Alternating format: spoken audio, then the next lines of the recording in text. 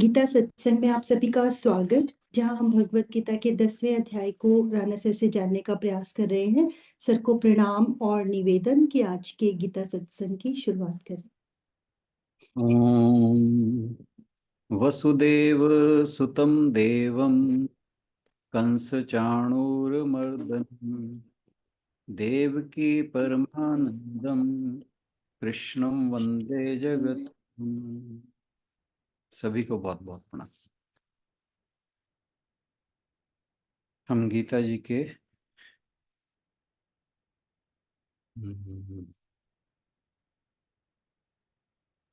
30वें sir. 30वें 30 किया था कल सर। फिर 31वें पे चलेंगे ना। हाँ जी, 30वां कल कर दिया थी, 31। हाँ जी, 31 पे चलेंगे। हम 30वें श्लोक तक चर्चा कर चुके हैं और आज बारी है श्लोक नंबर 31 की। कल हमने जो 2 श्लोक किए थे उसमें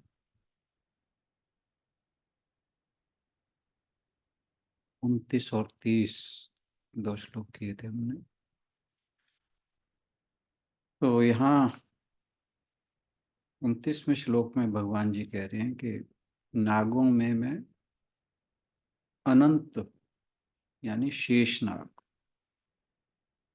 और जो समुद्री जीव हैं उनका अधिपति वरुण हूँ। पितरों में अर्यमा और शासन करने वालों में यमराज में।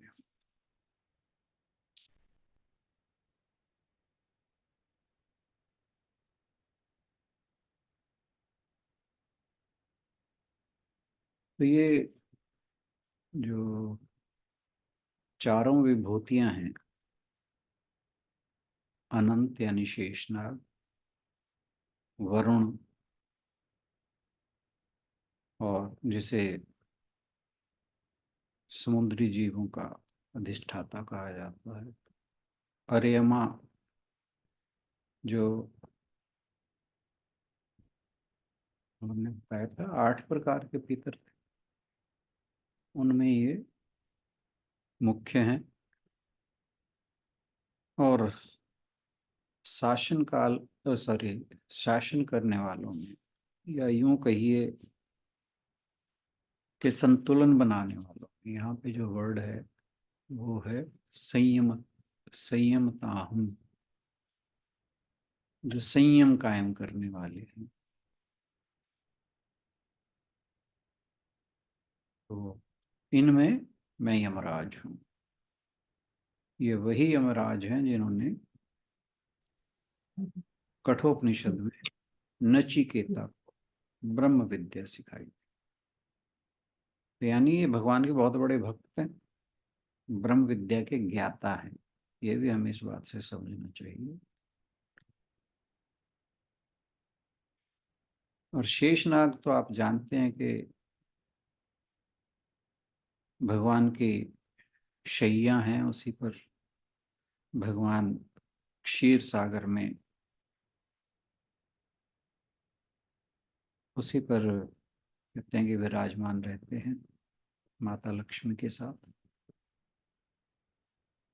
और इन्होंने ही कहते हैं कि राम अवतार के समय लक्ष्मण और कृष्ण अवतार के समय बलराम के रूप में अवतार लिया था। फिर इसके बाद 30वें श्लोक में हमने जाना था कि दैत्यों में प्रहलाद और गणना करने वालों में काल हूं, पशुओं में सिंह और पक्षियों में गरुड़।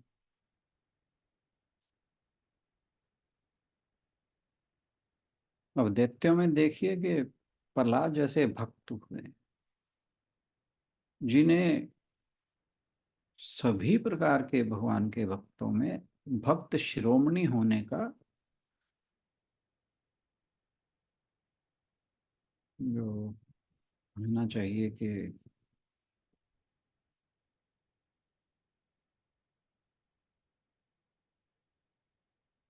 वरदान कह लीजिए या मतलब उन्हें भक्तों में भक्त शिरोमणि कहा जाता है। और उनकी कहानी तो जानते ही हैं कि अब भगवान ने जितने भी अवतार लिए हैं वो मनुष्यों के कल्याण के लिए लिए हैं। और एक नरसिंह अवतार ऐसा था जो भगवान ने केवल और केवल प्रहलाद के लिए लिया। तो आप इससे समझ सकते हैं कि प्रहलाद जो हैं वो कितने बड़े भक्त हैं। अब जैसे हम कृष्ण अवतार की बात करते हैं, चौथे अध्याय में आया था कि साधु नाम परित्रणाय विनाशाय च दुष्कृतम्।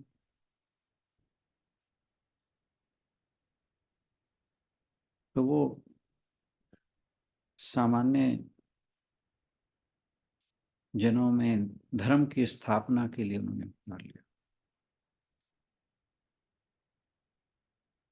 धर्म संस्थापनार्थाय संभवामि युगे। लेकिन यहाँ पर केवल और केवल भगवान नरसिंह अवतार में ये जो अपना भक्त प्रहलाद है इसकी रक्षा के लिए है। फिर आया गणना करने वालों में मैं काल हूं। हम जिस समय की बात करते,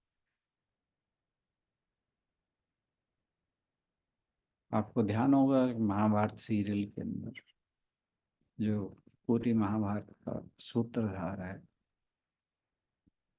जब महाभारत शुरू होती थी, मैं समय हूं, और एकदम रोंगटे खड़े हो जाते थे, ये वही समय है। फिर कहा पशुओं में मैं सिंह हूं। और आप जानते ही हैं कि जंगल में सिंह की जो ऐश्वर्य है, बल है, उसकी तुलना किसी से नहीं हो सकती। पक्षियों में मैं गरुड़ हूं, भगवान का वाहन है और बहुत बड़ा भक्त है। और कहते हैं कि मेरु पर्वत पर, अब यहाँ सुमेरु और मेरु में बड़ा भेद रहता है। अब मुझे पता नहीं है कि ये एक ही पर्वत है कि या दो पर्वत है। काकभूषणी जी वहीं, उनको श्राप मिला हुआ है, धर्मात्मा आदमी थे और उन्हें कौवे की योनि मिली हुई है। कहते हैं वहाँ हर समय वो भगवान की का भजन करते हैं, भगवान के नाम का स्मरण करते हैं, भगवान के नाम की कथा करते हैं। और जैसा कि आपने रामचरितमानस जिन्होंने पढ़ी है उन्हें पता होगा कि काकभूषण जी गरुड़ को ज्ञान देते हैं, तो ये वही गरुड़ है। चलिए जी, आज हम चलते हैं श्लोक नंबर 31 पर। जी सर। आशु बहन पव श्लोक पढ़ते।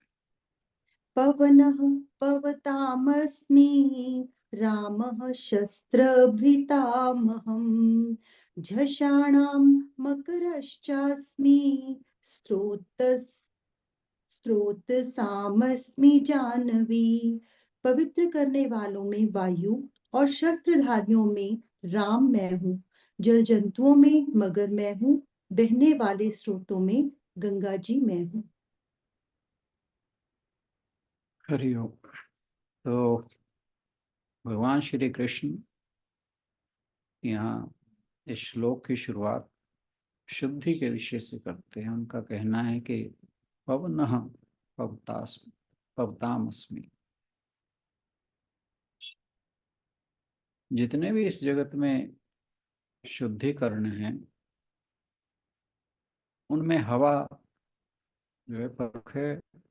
और इसलिए भगवान कहते हैं कि ये मेरी अभिव्यक्ति है, यानी मैं पवनों में, पवित्र करने वालों में मैं पवन हूँ। हम ये अपने अनुभव से जानते हैं कि गहरी सांस लेने और छोड़ने से शरीर के बहुत से जो टॉक्सिक्स हैं वो बाहर निकल जाते हैं।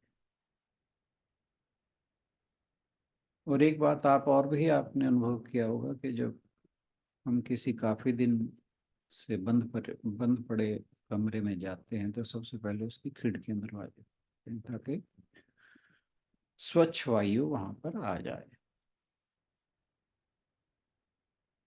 ये जो चार तत्व हैं पंच महाभूतों में से, पृथ्वी जल अग्नि और वायु,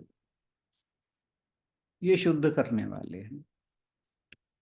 और इन चारों में जो वायु है वो सर्वव्यापी है, और ये शुद्धिकरण करने का जो महान कार्य है इसे बड़े प्रभावशाली ढंग से करती है। और ये जो तत्व है वायु, ये पृथ्वी जल और अग्नि को भी शुद्ध करने में सक्षम है। ये आग को जलाता है, अशुद्ध पानी को वाष्प में बदलकर उसे शुद्ध वर्षा के जल के रूप में वापस धरती को लौटा देता है। मिट्टी और पार्थिव वस्तुओं से उत्पन्न गंध, जो वहाँ पे कुछ खास स्मेल आ जाएगा तो वो वायु द्वारा शुद्ध हो जाता है। वो प्लेस जहाँ जब भी हवा चलती है अगर कहीं दुर्गंध आ रही हो तो उस जगह को शुद्ध कर देती है और गंधहीन कर देती है। तो ये जो महान शोधक है, इससे भगवान की महिमा प्रकट होती है। वायु बहुत तेज है और बहुत बलवान भी है, और गति के इस गुण के कारण भी भगवान श्री कृष्ण कहते हैं कि शुद्ध करने वालों में वायु में। फिर कहा राम शस्त्र भृताम हम। भगवान राम को हथियार चलाने वाले कोदंड पानी के नाम से भी जाना जाता है।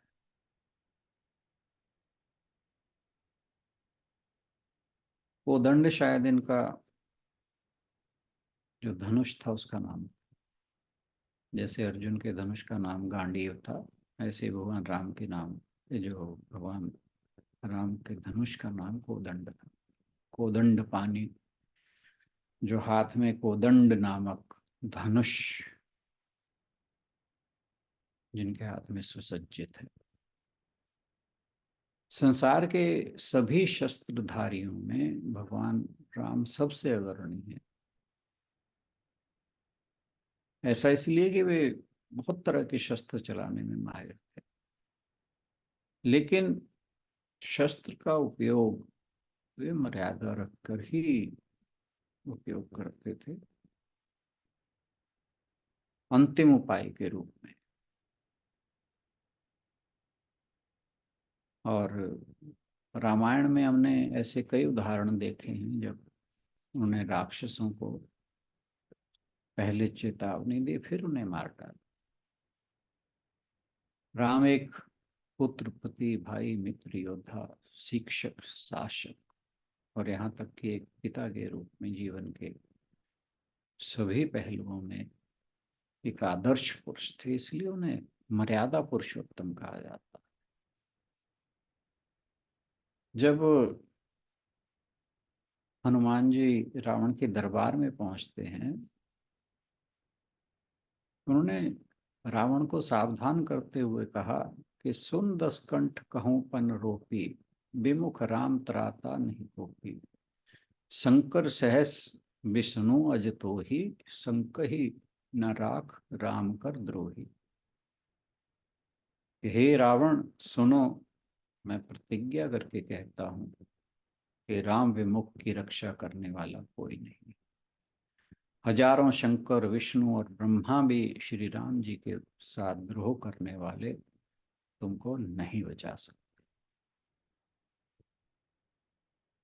फिर कहा राम मनुज कसरे सठभंगा। ये अंगद ने कहा था जब अंगद राम के बाद कि क्यों रे मूर्ख उदंड, तो क्या राम को मनुष्य समझता है।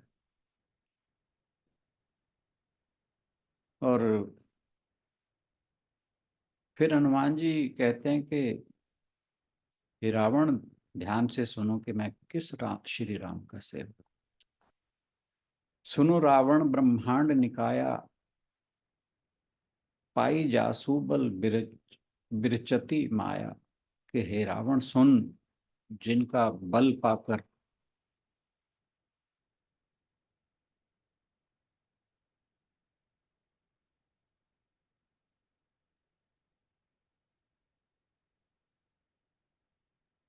मेरी आवाज आ रही है तो पीछे डिस्टरबेंस, कोई ज्यादा प्रॉब्लम तो नहीं है ना? ओके। सुन रावण, ब्रह्मांड निकाया, पाई जासु बल बिरचति माया। हे रावण सुन, जिनका बल पाकर माया संपूर्ण ब्रह्मांडों के समूहों की रचना करती है। जाके बल बिरंची हर ईसा, पालत सिरजत हरत दस सीसा। जाबल शीस धरत सहसा नंद, अंडकोश समेत गिरिकानंद। जिनके बल से हे दशाशीष, ब्रह्मा विष्णु महेश सृष्टि का सृजन पालन और संहार करते हैं। जिनके बल से सहस्र फणों वाले शेष जी पर्वत और वन सहित समस्त ब्रह्मांड को सिर पर धारण करते हैं। धरी जो विविध देह सुर त्राता, तुमसे सठह सिखावन दाता। हर को दंड कठिंजे ही भंजा, ते ही समेप नृप दल मद गंजा। जो देवताओं की रक्षा के लिए नाना प्रकार की देह धारण करते हैं और जो तुम्हारे जैसे मूर्खों को शिक्षा देने वाले हैं। जिन्होंने शिव जी के कठोर धनुष को तोड़ डाला और उसी के साथ राजाओं के समूह का गर्व चूर्ण कर दिया। खर दूषण तिसिरा त्रिशिरा और बाली, बधे सकत सकल अतुलित बलशाली। जिन्होंने खर दूषण त्रिशिरा और बाली को मार डाला, वे सबके सब अतुलनीय बलवान थे। जाके बल लवलेश थे, जितेहु चराचर झारे। तास दूत में जाकर हरि, आनेहु प्रिय नारे। जिनके लेश मात्र बल से तुमने समस्त चराचर जगत को जीत लिया और जिनकी प्रिय पत्नी को तुम चोरी से हर लाए, मैं उन्हीं का दूत हूँ। तो ये था भगवान राम के महिमा और पराक्रम की बात। तो भगवान ने इसीलिए उन्हें कहा कि वे जो हैं वो मेरी ही विभूति हैं। फिर झषाणाम मकरश्चास्मि। यहाँ भगवान श्री कृष्ण कहते हैं कि जो मछलियों की श्रेणी है समुद्री जीवों में, उनमें सबसे ऊपर राजा मगर में, मगर यहाँ मगरमच्छ के लिए बात, इसीलिए समुद्र को मकराले भी कहा जाता। फिर कहा स्रोत सामसमी जानवी। ये कहकर भगवान कहते हैं कि स्रोतों आदि नदियों में जन्हू तन्या गंगा में। जो ऋषि जानू थे, उनकी पुत्री होने के कारण गंगा जी को जानवी भी कहा जाता।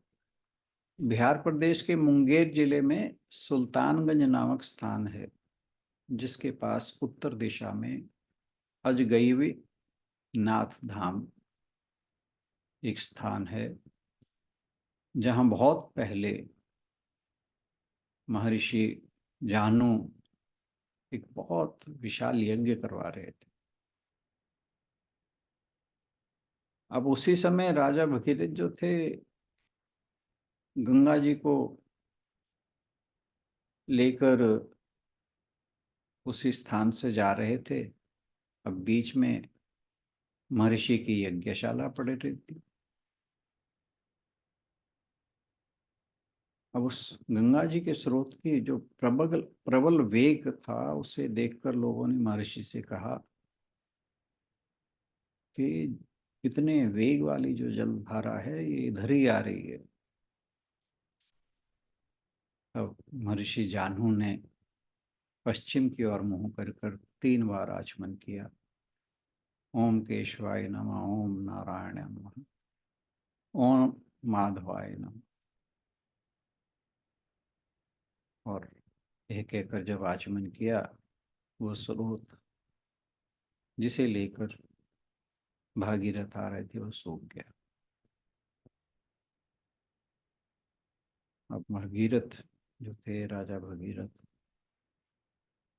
वो तो गंगा जी को अपने पूर्वजों का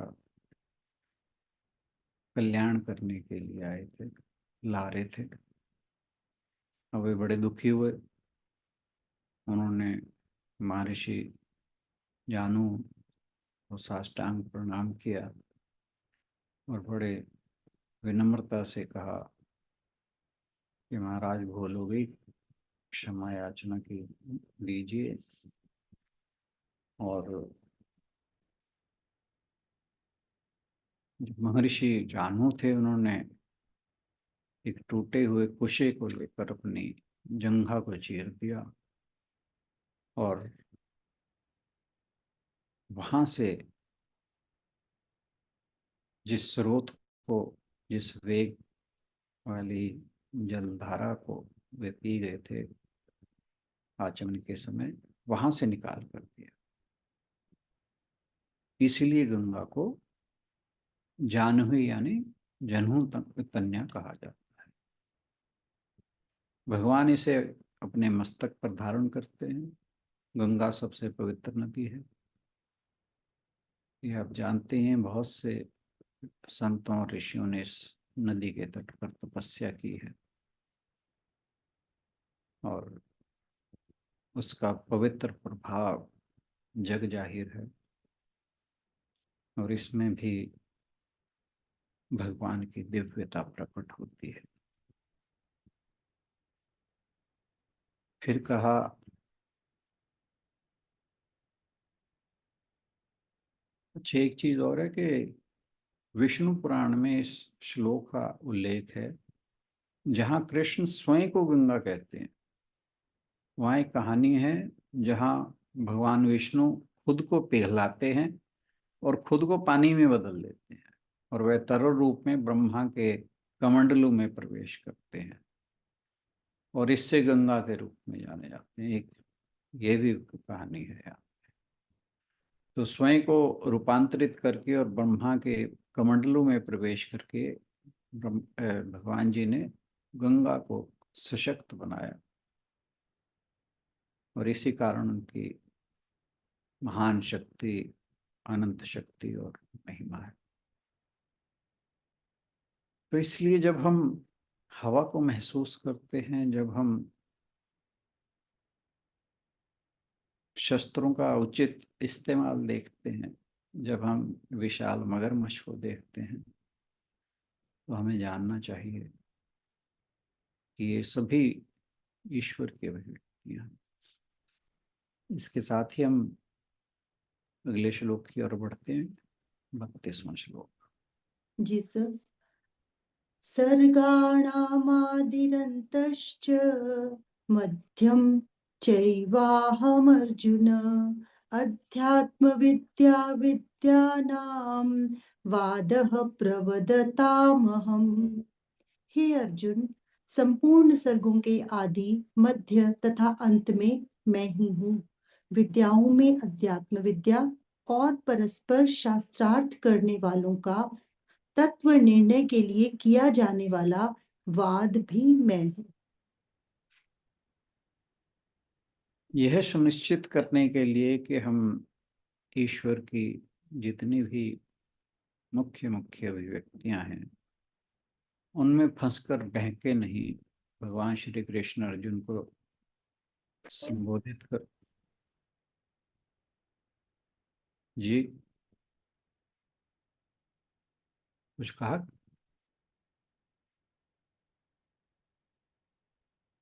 तो भगवान श्री कृष्ण अर्जुन को संबोधित करते हैं और कहते हैं कि ईश्वर हर चीज में और हर समय है। ब्रह्मा के रूप में वे ब्रह्मांड का निर्माण करते हैं, विष्णु के रूप में इसका पालन करते हैं, और शिव के रूप में इसका विघटन करते हैं। लेकिन ईश्वर सदैव मौजूद है, वह इनमें से किसी भी गतिविधि के दौरान दूर नहीं रहता। तो इसीलिए इस श्लोक को शुरू करते हुए भगवान जी कहते हैं, सर्गाणाम आदि अंतः च मध्यम च एव अहम अर्जुन। कि वेदांत सृजन को शून्य से उत्पन्न होने के अर्थ में स्वीकार नहीं करता है। बहुत से संप्रदाय ऐसे हैं जो ये कहते हैं कि ये सृष्टि की जो सृजन है वो शून्य से हुआ, लेकिन वेदांत ऐसा नहीं मानता। वो कहता है इस जगत का जो प्रक्षेपण है वो ब्रह्म से होता है। प्रक्षेपण यानी प्रोजेक्शन, अभिव्यक्ति, या कि ये व्यक्त होना। आपको ध्यान होगा इस अध्याय के 20वें श्लोक में भगवान ने कहा था कि वे सभी प्राणियों, चाहे वे स्थावर हों या जंगम हो, उनका आदि मध्य और अंत में हूं। और यहां वे कह रहे हैं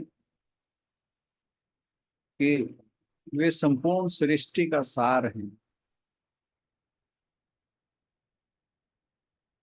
जैसे आभूषण बनाते समय उसे वैसे ही रखते हुए और उसे पिघलाते समय, मूल अवस्था में लाते समय जो उसका उपादान कारण सोना है, वो जैसा का तैसा रहता है। यानी सोने से चाहे आभूषण बनाए जाए, चाहे उसे ऐसे का ऐसे ही रख दिया जाए, या उसे पिघलाया जाए, तीनों अवस्थाओं में जो सोना है वो जस का तस है। इसी प्रकार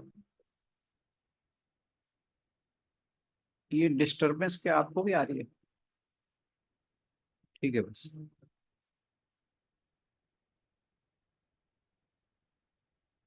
तो इसी प्रकार ब्रह्मांड को प्रक्षेपित और संरक्षक करते हुए भी इसका मूल कारण भगवान स्वयं है। फिर कहा अध्यात्म विद्या विद्या नाम। अब विद्याएं तो बहुत तरह की हैं। चाहे हम जो अपने स्कूल कॉलेज यूनिवर्सिटीज में प्राप्त करते हैं वो भी विद्या है, फिर अन्य प्रकार की और भी विद्याएं हैं।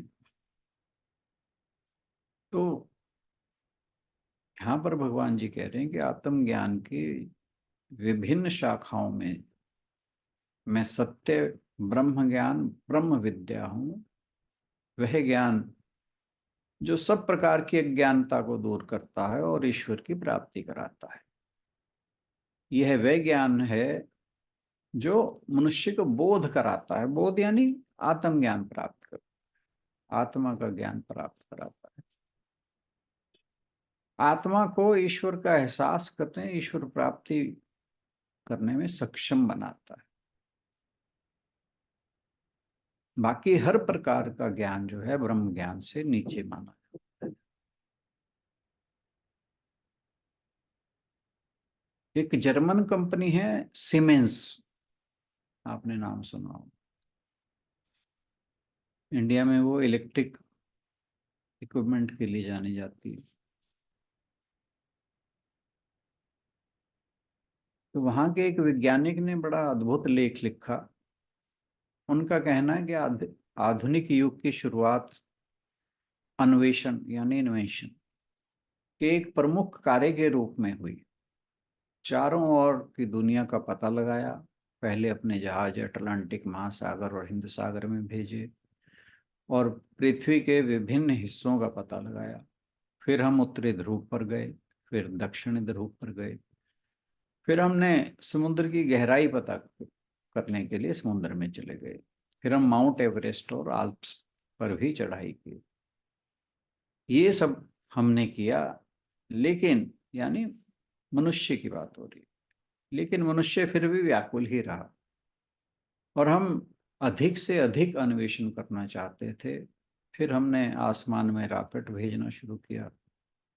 पहले जो रॉकेट थे वो 50-60 मील तक गए और गिर गए। धीरे धीरे और शक्तिशाली रॉकेट बनाए गए। फिर बाद में हम चंद्रमा मंगल तक पहुंचे, यहाँ तक कि अब सूर्य तक पहुंचने की तैयारी हो रही है। ये सब कहने के बाद लेखक का कहना है कि हमारे पुरुषों और महिलाओं द्वारा एक अन्वेषण की प्रतीक्षा की जा रही है, और वह है हमारी अपनी चेतना का आंतरिक क्षेत्र। इस मन के पीछे क्या है, इस जानने की प्रक्रिया के पीछे क्या है, ज्ञात के पीछे ज्ञाता क्या है, वह आपका इंतजार कर रहा है। और यही विचार भारत ने सदियों पहले उपनिषदों में विकसित किया था। हमारे ऋषि मुनियों ने इस बात को जान लिया था। और अध्यात्म विद्या का अर्थ है शरीर के पीछे, इंद्रियों के पीछे, मन के पीछे हमने अनंत आत्मा की खोज की, जो सदैव शुद्ध, सदैव मुक्त, आयाम में अनंत, और यही परम सत्य है। आत्मविज्ञान परमानंद या मोक्ष का मार्ग है। हम अपनी जीवन स्थितियों को सही करते हैं। जब हम संसार में होते हैं, हम हर समय अपनी जीवन की स्थितियों को सही करने में लगे रहते हैं, बदलते हैं और फिर बार बार उसको व्यवस्थित करते हैं। लेकिन इनमें से कोई भी स्थायी खुशी नहीं देता, क्योंकि जो संसार है वो हमेशा परिवर्तनशील है, और जिन स्थितियों को हम सही करते हैं या व्यवस्थित करते हैं वो अगले ही क्षण बदल जाती हैं। इसलिए हमें स्थायी खुशी नहीं मिलती।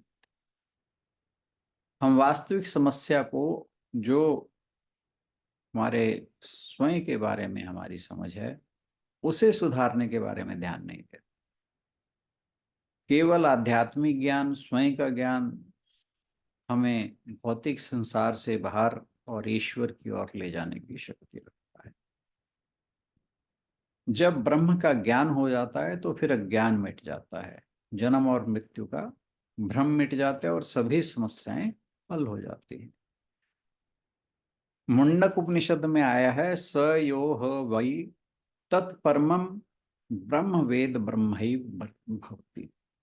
जो ब्रह्म का ज्ञाता है ब्रह्म बन जाता है। इससे बढ़कर कोई विज्ञान नहीं। और यही जो आत्म विद्या है या ब्रह्म विद्या है, भगवान कहते हैं वह मैं हूँ।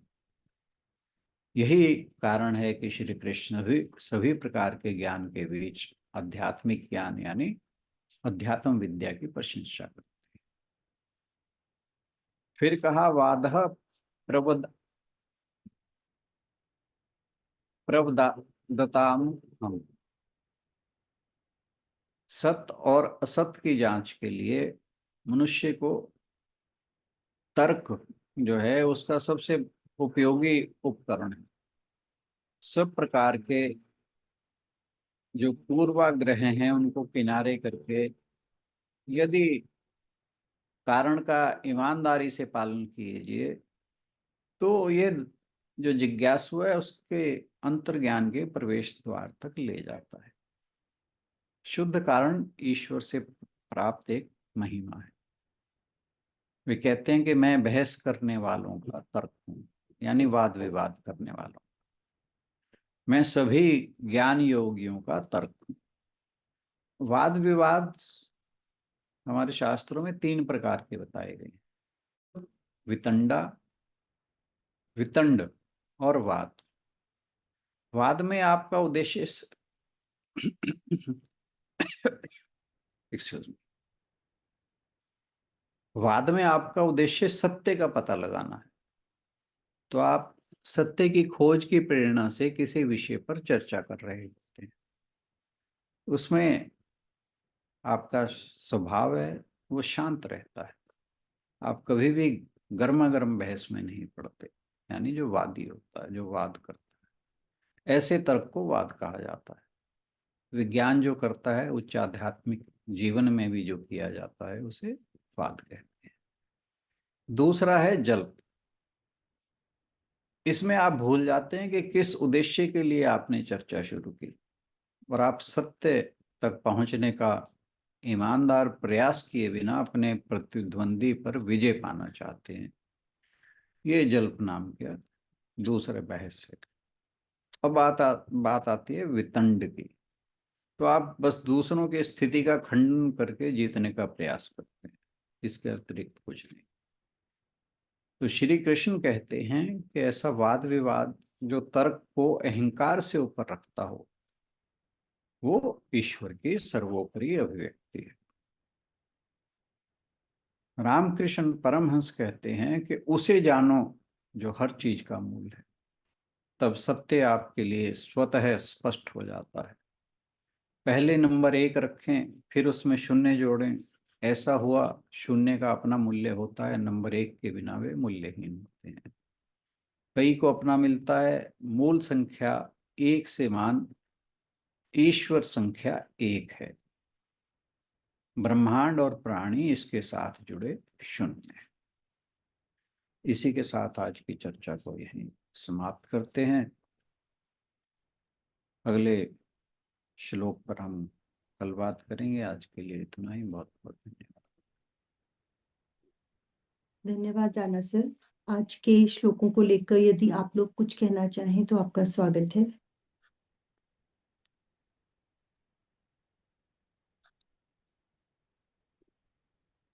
चलिए फिर इसी के साथ समापन की ओर बढ़ते हैं। ओम पूर्णमदः पूर्णमिदं पूर्णात् पूर्णमुदच्यते पूर्णस्य पूर्णमादाय पूर्णमेवावशिष्यते। ओम शांति शांति शांति। हरिओम। सभी को बहुत बहुत प्रणाम। आज के सत्संग में आने के लिए बहुत बहुत धन्यवाद। सभी की ओर से राणा सर का भी बहुत बहुत धन्यवाद। कल मिलते हैं अगले श्लोकों के साथ। Thank you everyone.